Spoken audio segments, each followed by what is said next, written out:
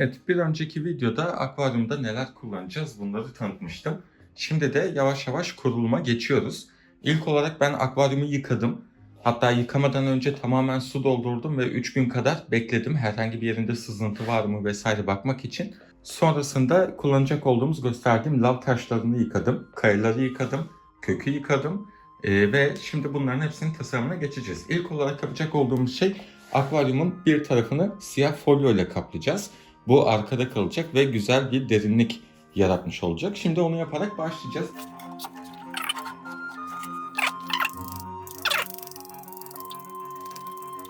Bir kenarından folyoyu açıyorum. Folyo kendinden yapışkanlı zaten ama daha kolay uygulamak için zemini bu şekilde ıslatmanız iyi oluyor.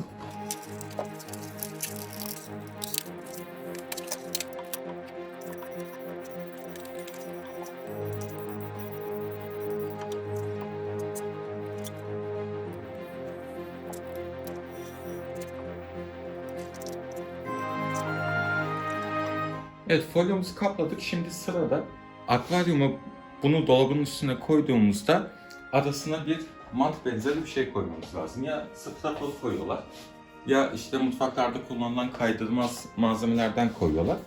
Ben Krakoa'nın akvaryumlar için özel olarak yaptığı şu şekilde kalın bir hem kaydırmaz hem de sünger bir malzemesini aldım. Bunu akvaryumumuza uygun olarak keseceğiz. Boyut yakalamaya çalışıyorum.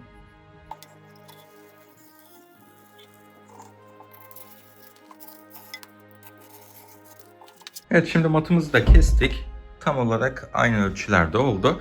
Şimdi akvaryumumuzun içini artık kum, toprak, kayalarla doldurmaya başlayacağız. Ancak bunu yaptıktan sonra taşımak çok zor olacağı için ağırlaşacak. Çünkü zaten kalınlığı 1 milim cam oldukça ağır. Nereden baksanız tahminimce 35-40 kilo ağırlığında bu akvaryum. O yüzden bunu masasını olması gereken yere alacağım. O da burası olacak. Hem camdan uzak, biliyorsunuz güneş ışığının akvaryumun içine girmemesi gerekiyor. Yosun problemi olmaması için. Buraya alacağım. Buradaki 3 boyutlu yazıcımı da alıp hemen buraya koyacağım. Şimdi onu yapıp daha sonrasında akvaryum içindeki dekorasyon adımlarına geçiyor olacağız. Evet, şimdi akvaryumumuzu kurduk, yerine yerleştirdik. Şimdi yapacak olduğumuz şey buradaki dekorlarla nasıl bir tasarım yapabiliriz? Bunlara çalışacağız. Öncelikle zaten kayaları yerleştirmek kolay. Ben dalların birbirine yapıştırmasını yapacağım şimdi. Uygun bir şekilde bunları birbirleriyle tamamlayıp yapıştırıp akvaryum içinde nereye koyacağımı, nasıl bir görüntü elde etmek istediğime çalışacağım. Bunu da size hızlı çekim olarak izleteceğim.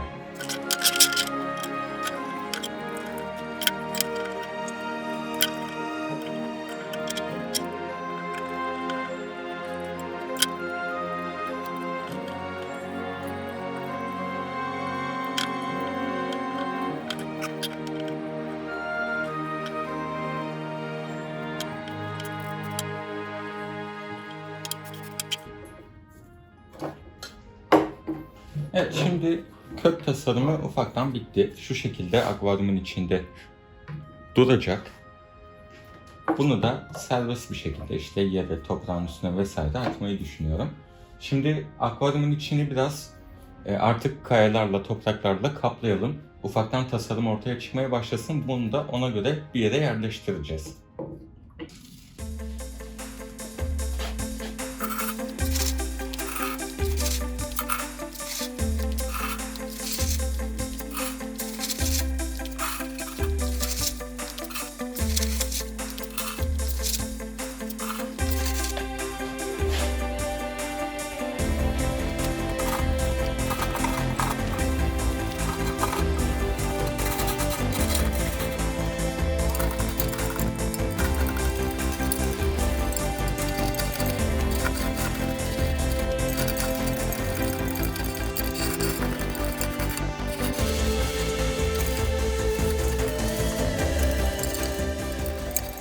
Evet, şimdi tasarımı kabaca bitirdim.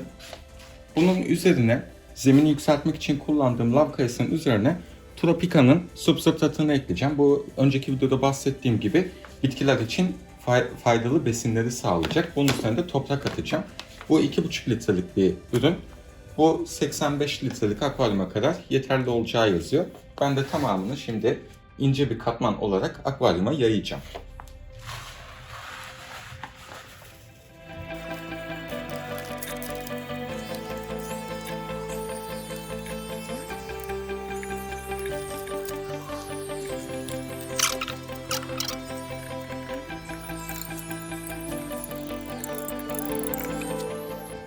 Şimdi kısaca tasarımı henüz bitirmedik ama şu şekilde ben size göstereyim. Şimdi normal aktif toprağımızı ekleyerek devam edeceğiz.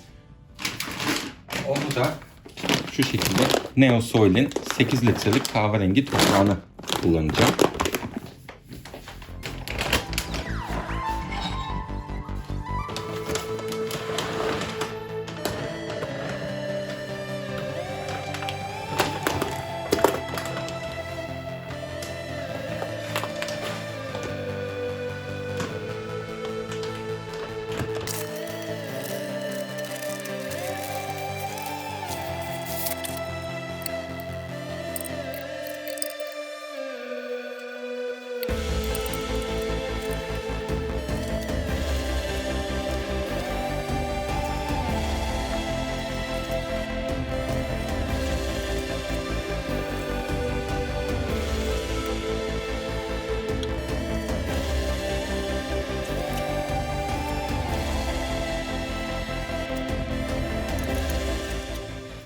Acaba diyorum tam şu aradan siliskonla bir yol mu yapsam?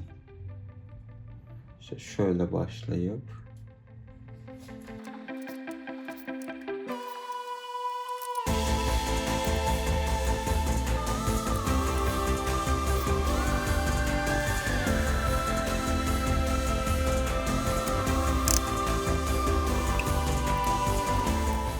evet, şöyle bir görüntü yaptık. Ortadan sanki farklı bir kum, böyle dere akıyormuş gibi bir görüntü yaratacak.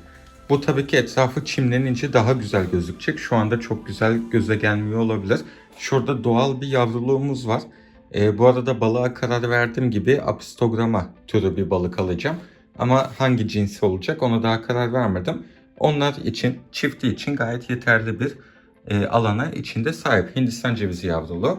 İşte bitkileri de sipariş ettim bu arada. Yarın gelecek. Arka tarafa güzel yeşil bitkiler yerleşecek. Ön tarafa daha böyle yapraklı bitkiler, aralarda kırmızılı bitkiler vesaire olacak. Ve zemin tamamen şu sarı kum haricinde kahverengi toprağın üstü tamamen çim ile kaplanmış olacak. Çimimiz de Monte Carlo olacak. Dalların üstünde çeşitli Java türleri, mos türleri gelecek.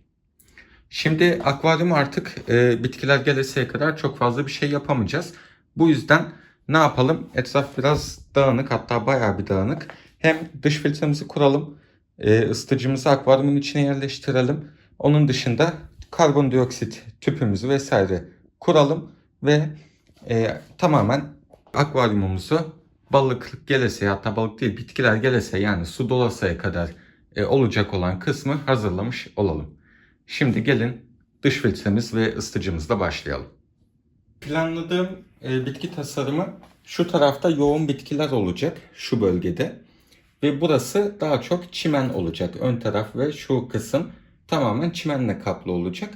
Bu tarafta yoğun bir bitki olacağı için, yani yüksek bitkilerin hepsi kökün arka kısmında ve kökün içinden çıkıyor olacağı için bu taraf arkasına ısıtıcıyı koymak için daha uygun. Isıtıcıyı gizleyecektir. Akvaryum daha doğal bir şekilde görünecektir.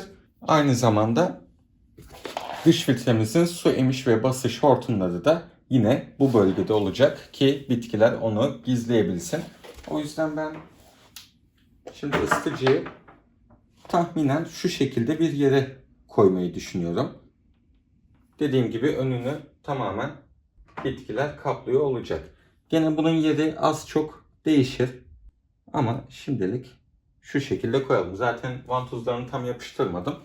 Onu da kolay bir şekilde oynatabilelim diye o şekilde tuttum.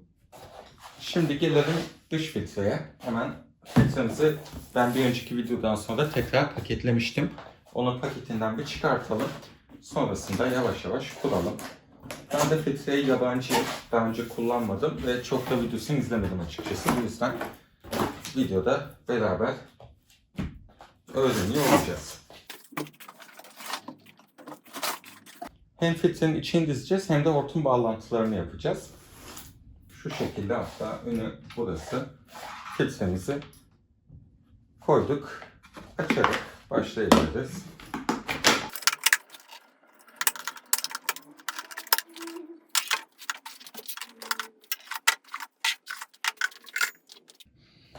Evet, şimdi en alt katmandan başlayacağım. Normalde en alt katmana ben geniş gözenekli bir sünger koyarım. Hani şu anda ama tamamen filtrenin içinden çıktığı sıralamayla içini dekore edeceğim. Sıralamasını değiştirmeyeceğim yani. Normalde dediğim gibi suyun ilk gireceği yerde geniş gözenekli bir sünger olması gerekiyor ki kalın pislikler, işte bitki çöpleri olabilir, ölen bitkilerin, çürüyen yaprakların çöpleri olabilir. Orada kalın gözenekli bir süngerde tutunsun ve iç malzemelere gitmesin. Ama zaten bizim filtremizde bir ön filtre kısmı olduğu ve suyun ilk olarak buradan geçeceği için burada da gayet geniş gözenekli bir filtre var, sünger var. Bu yüzden ben herhangi bir şekilde en alt kısma, yani suyun ilk gireceği kısma, yani bunun haricinde bir yere ilk katman olarak sünger koymayacağım. Bunun yerine filtrenin kendi içinden çıktığı şekliyle buraya elyaf koyacağım. Bu hem biraz suyun basıncını benim için düşürecektir. Çünkü 1000 litrelik bir debiye sahip. Benim akvaryumum için biraz yüksek olacak. Bu yüzden ilk katmanı biraz kalın elyafla doldurup debiyi biraz düşürmek ve orada daha ince gözenekli bir filtrasyon sağlamak istiyorum. Ancak içinden çıkan elyafı beğenmedim. Naylonumsu bir yapısı var. Bu yüzden kendim JBL'in elyafını almıştım. Şimdi bunu açacağım ve ilk katmanı tamamen bununla dolduracağım. Hatta şöyle yapalım. Alt kısma biraz kendi içinden çıkan biyolojik malzemeleri koyalım. Bu aynı zamanda mekanik filtre de sağlayacak. Çünkü gözenekli bir yapısı var. Delikli silindir şeklinde bir yapısı var. Ben bunu biraz suyun altında yıkayayım ve alt kısma çok az miktarda biraz bundan serelim. Üstüne elyaf atalım.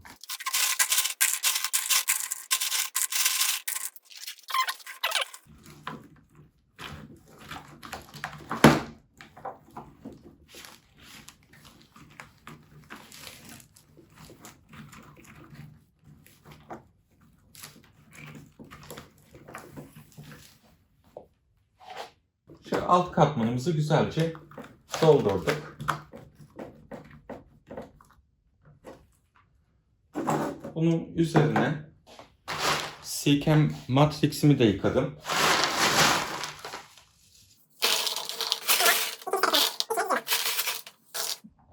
Evet, tamamını doldurmaya yetmedi 1 litre.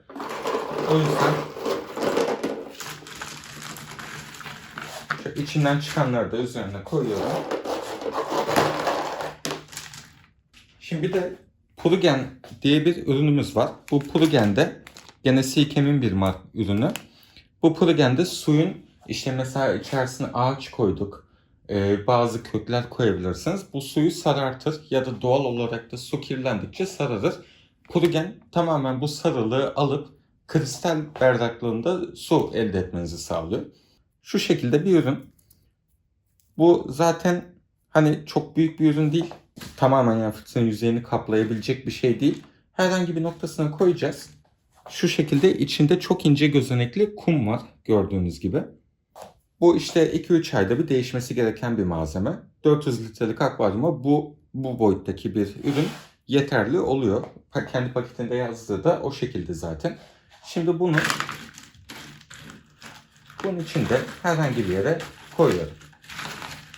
Evet, ikinci katmanımız da tamamlandı. Üçüncü katmanı zaten herhangi bir şekilde ellemeye gerek yok. Bu bayağı büyük bir sünger, ince gözenekli bir sünger var. Bu gayet güzel bir son filtre işlemi yapacaktır. En alt katmana biraz biyolojik malzemelerin olduğu, üstünde de yoğun miktarda elyafın olduğu katmanımızı koyuyorum. İkinci katmana tamamen biyolojik malzemelerle Seachem Matrix ve içinden çıkan kendi biyolojik seramik malzemeleriyle koyup En üstte de gene kendi süngerini koyuyorum. İçine ekleyeceğim başka herhangi bir malzeme yok. Şimdi bunun kapağını kapatacağız. Sonrasında hatta şu da vardı. Şunu da yerleştirdikten sonra kapağını kapatıp akvaryumda kullanmaya hazır. Ama kapağını henüz kapatmayacağım. Bu şekilde kenara kaldırıyorum. Böyle rahat görebileceğiniz için şimdi diğer işte hortumdur vesaire o aparatlarını kurup o şekilde kutusunu da kapatacağım. İşte nelerimiz var? Vanalarımız var. Şu şekilde yerleşecek. Bunlar gres yağlı. Bunun içerisinden kendi silikon yağı da çıkıyor. Evet, şu şekilde emiş ve basış için birebir aynı zaten borular. 2 adet şöyle baston şeklinde aparatımız var. Akvaryumdan ölçü alıp ona göre buradaki aparatları yerleştireceğiz. Şunlar bir kere şelale filtre aparatı. Biz şelale filtre kullanmayacağız. Ancak işte vatoz balıklarını vesaire üremeye teşvik etmek istersek o zaman kullanacağız. O yüzden onları şimdilik bir kenara aldım. Evet, şu vanaları kapattığımızda tamamen kendini vakumluyor. Biraz su kaynattım ve hortumları buraya denk gelecek kısımlarını biraz ısıtarak takacağım ki rahat girsin.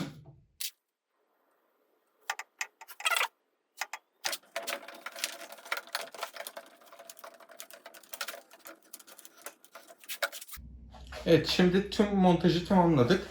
Bu aparatlarla akvaryumun başına gidip dolabımızın içine filtremizi yerleştirip son olarak tüm emiş ve basış hortumlarımızı da akvaryuma monte edelim.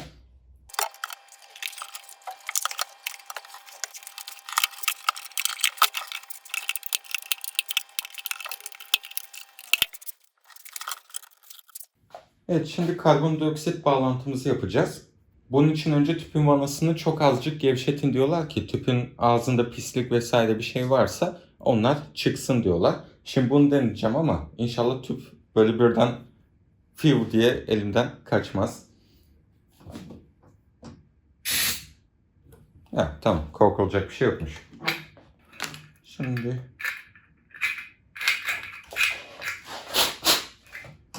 bunu yerine takıyorum.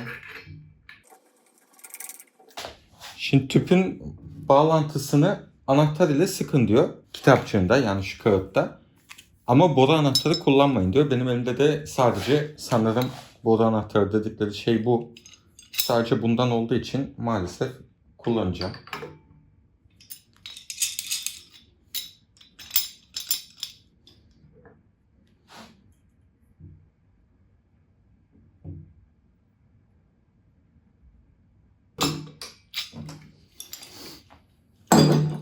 Sanırım oldu.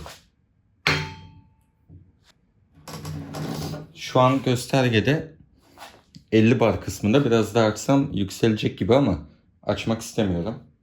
Şimdi şu araya buradaki tüpün çıkışına bir solenoid valve gelecek ve bu şekilde elektrikle tanka, akvaryumun içine karbondioksiti vereceğimiz zamanları ayarlayabileceğiz. Bunu şu şekilde bir açalım. Nasıl bir ürün olduğunu göstereyim. Sonra ben video dışında bağlantısını yapacağım. Biraz meşakkatli çünkü. Sonrasında bitmiş halini size göstereceğim. Şöyle bir ürün. Şurada bağlantıları var. Şuradan kablo girecek ve 24 volt voltajı verdiğimizde valve açılacak. Şuraya bu bağlantılar giriyor. Bu normal standart boranın çıkışındaki hortum bağlantısıyla aynı bağlantı. Buradan bağlantı çıkacak. Hortum çıkacak. Buraya girecek. Diğer ucundan da şu aparat vasıtasıyla çıkıp akvaryumun içine şu difüzörümüze giriyor olacak. Ben şimdi solenoid valve'in bağlantısını yapıp videoyu o şekilde devam ettiriyorum.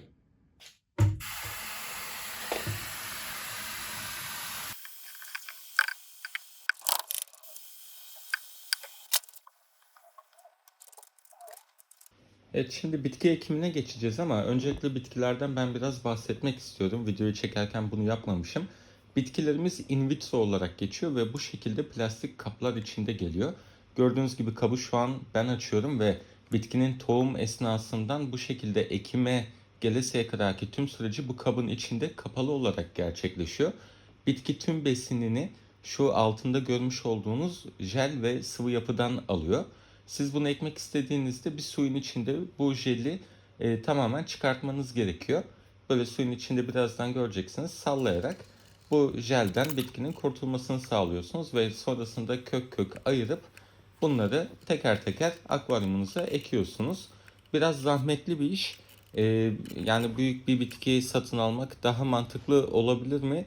Yani direkt sonuca varmak istiyorsanız daha iyi olabilir, ancak bu daha güvenli. Hazır olarak büyük bir bitki aldığınızda hem akvaryumunuza adaptasyon sorunları olabiliyor, hem de üzerinde farklı yosunlar, canlılar, özellikle salyangoz gibi canlılar üzerinde sizin akvaryumunuza da karışabiliyor.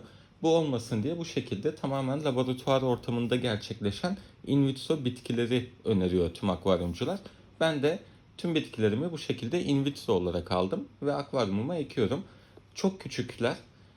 Toprağın altına ektikten sonra neredeyse hiç gözükmüyor bitkiler ama zamanla büyüyecek ve tamamen benim akvaryumuma adapte olarak büyüyecekleri için daha sağlıklı bitkiler elde etmiş olacağım.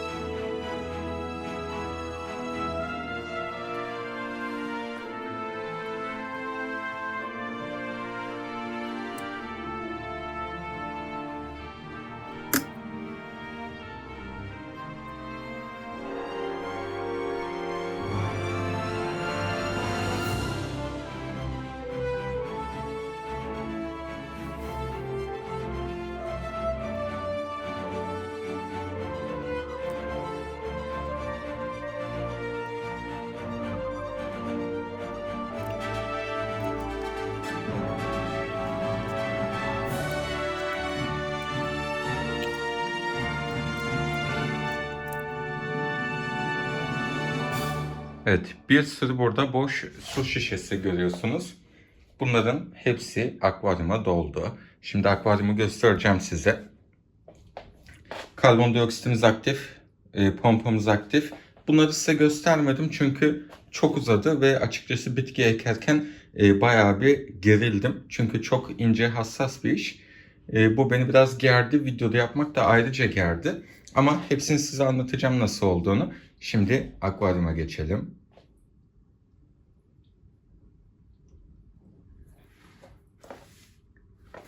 Şimdi buradaki bulanıklığın sebebi öncelikle filtremizin içindeki malzemelerin içindeki toz. Özellikle purugeni biliyorsunuz yıkamadan koyuyoruz. Purugenin içerisindeki toz tamamen akvaryuma yayıldı. Ama bu yakın zamanda tamamen geçecek. Yakın zaman dediğim 1-2 gün içinde toparlayacak. Cam gibi olacak.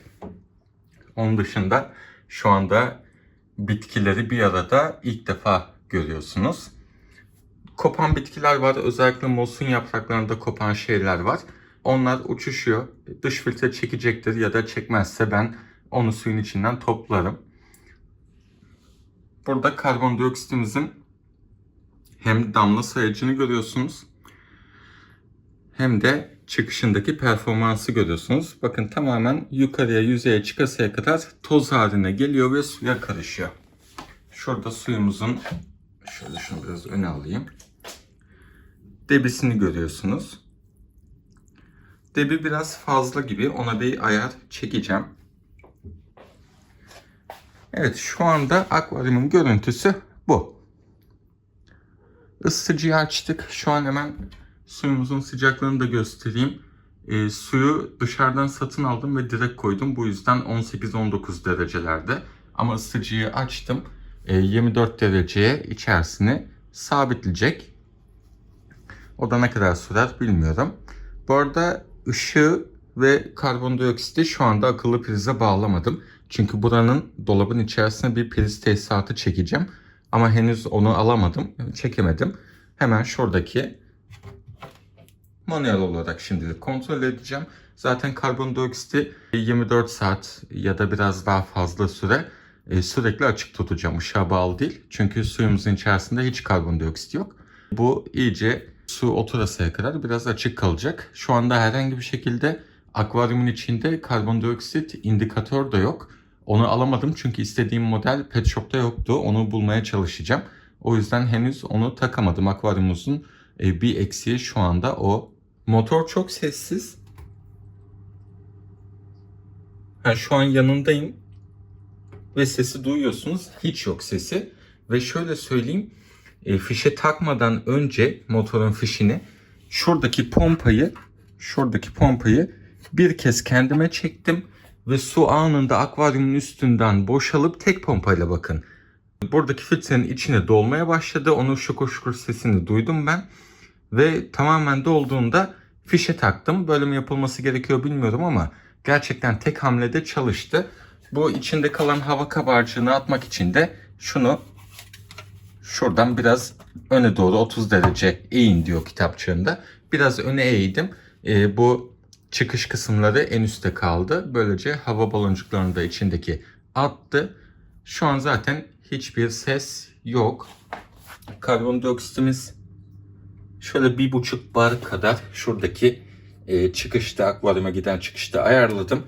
Alttaki ince ayar valfinden de şöyle saniyede 2 damla kadar olacak şekilde ayarladım. Bunu biraz daha kısacağız. Daha sonra da saniyede 1 damla kadar düşüreceğiz. Şu an dediğim gibi hızlı bir şekilde içeriye karbondioksiti basmak, depolamak istiyorum. Şimdi bu noktada söylemiştik. Suyumuzun TDS değeri önemli. Hemen TDS metremizi açalım. Ve direkt satın su alıp koyduğum için TDS değeri güzel bir değerde.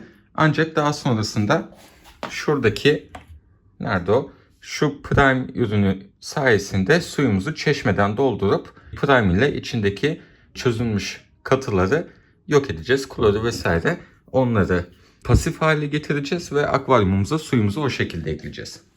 Hemen şöyle TDS metremizi suyumuza batıralım. Bakın şu anda 139. Bunun 120 civarında olması gerekiyor. Şu an yani suyumuz bitkiler için mükemmel bir değerde. Bu karbondioksit eklendikçe suya biraz daha değişecektir. Hatta şuradan da bir ölçüm alalım. Direkt karbondioksitin üstünden olmasın diye yaptım. Burada da aynı sonucu aldık zaten. Evet, akvaryumumuz bu şekilde. Şimdi ben videoyu editleyene kadar, şu ana kadar yaptığımız her şeyi editleyene kadar akvaryumumuzun suyu oturmuş olur. Ben onları yaparken akvaryumumuzun suyu da oturduğunda tekrar bir video çeker ve videonun sonuna zaten koyarım.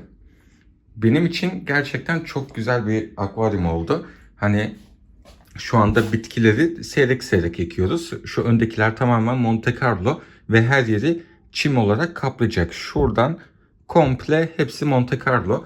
Şöyle yandan göstereyim. Şurada bazı kırmızı bitkiler var. Şurada tamamen top halinde duracak bitkiler var.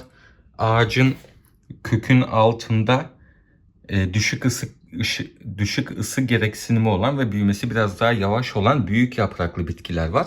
Yani tamamen şu açıdan arkası tamamen bitkiyle kaplayacak. Arka plan ve orta plan bitkileri var burada. Şu arka kısma kadar devam ediyor. Farklı cinste 7 farklı tür var toplamda akvaryumda. Dediğim gibi şu noktadan arkası tamamen dolacak. Hem orada dış filtrenizin borusu var. Şurada görüyorsunuz. Hatta göremiyor musunuz? Şurada dış filtremizin borusu, ısıtıcımız vesaire var. Onlar tamamen gizlenmiş olacak. Ön tarafta da çok güzel yolu olan, şurada alacak olduğumuz apistograma balık türlerimiz için bir yolu olan güzel bir akvaryum oldu. Evet, dediğim gibi şu ana kadar izlediğiniz için teşekkür ederim. Akvaryumun gelişimi hakkında daha fazla bilgi vermeye çalışacağım. Aynı zamanda gübrelemeyi, çeşitli farklı yaptığım şeyleri Instagram'dan sürekli paylaşıyor olacağım. Bu videoda onlara yer vermedim çünkü şu anda herhangi bir gübreleme yapmayacağım. Sadece bakteri kültürü belki eklerim. Onları da Instagram'dan zaten paylaşacağım. Akvaryum sizce nasıl oldu? Bunları yorumlar kısmında benimle paylaşabilirsiniz. Tabii ki birazdan oturmuş şekilleri size gösteriyor olacağım. Onu baz alın. Şu anda güzel bir görüntü oluşmamış olabilir. Şimdiden ben videoyu kapatıyormuş gibi veda edeyim. Birazdan sizi oturmuş suyla baş başa bırakacağım ve orada belki veda etme fırsatım olmaz. Videoyu izlediğiniz için teşekkür ederim. Görüşleriniz benim için önemli, dediğim gibi yorum yaparak görüşlerinizi bana aktarabilir ve beğenip abone olarak da bana destek olabilirsiniz. Bir sonraki videolarda görüşmek üzere. Hoşça kalın. Kendinize iyi bakın.